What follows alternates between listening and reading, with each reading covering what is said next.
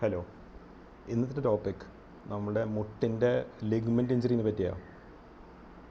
നേരത്തെ നമ്മൾ anterior cruciate ലിഗ്മെൻറ്റിനെ പറ്റി സംസാരിച്ചിട്ടുണ്ട്. ഇന്ന് വേറൊരു ലിഗ്മെൻറ്റിനെ പറ്റിയാണ്. ഞാൻ നേരത്തെ പറഞ്ഞ പോലെ നമ്മളെ നീ ജോയിൻറ്റ് ഇങ്ങനെ മടങ്ങുന്നൊരു ജോയിൻറ്റാണ്. നമുക്കിങ്ങനെ സൈഡ് ടു സൈഡ് ഇങ്ങനെ ഫ്രണ്ടും ബാക്ക് ആക്ഷൻ ഇല്ല.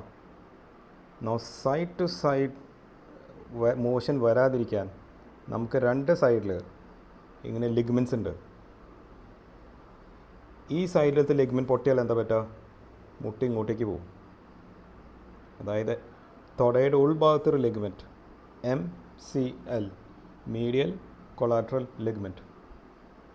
സോ എന്ത് പറ്റുമെന്ന് വെച്ചാൽ പേഷ്യൻ്റ് നടക്കുമ്പോൾ ഈ ലിഗ്മെൻറ്റ് പൊട്ടുമ്പോൾ ഇങ്ങനെ ആടിക്കൊണ്ടിരിക്കും. സോ നടന്നുകൊണ്ടിരിക്കുമ്പോൾ മുട്ടിങ്ങനെ അകത്തേക്ക് തുറന്നുകൊണ്ടിരിക്കും. സോ എന്താ പറ്റുക?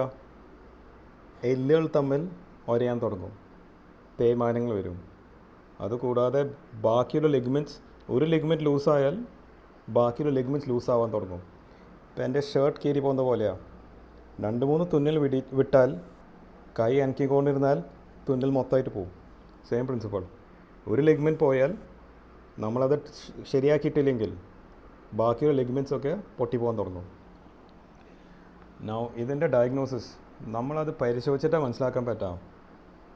MRI മാത്രം ഡിപ്പെൻഡ് ചെയ്തിട്ട് കാര്യമില്ല. അധികം സിവിയർ ആണെങ്കിൽ ആ ലിഗ്മെൻറ്റ് തുന്നി പിടിപ്പിക്കേണ്ടി വരും. സിവിയർ അല്ലെങ്കിൽ നമുക്ക് പ്ലാസ്റ്റർ കൊണ്ട് ചികിത്സിക്കാം. എനിവേ, മുട്ട് തെറ്റിക്കൊണ്ടിരുന്നാൽ ഏറ്റവും പെട്ടെന്ന് ഡോക്ടറിനെ കാണിക്കാം. Thank you.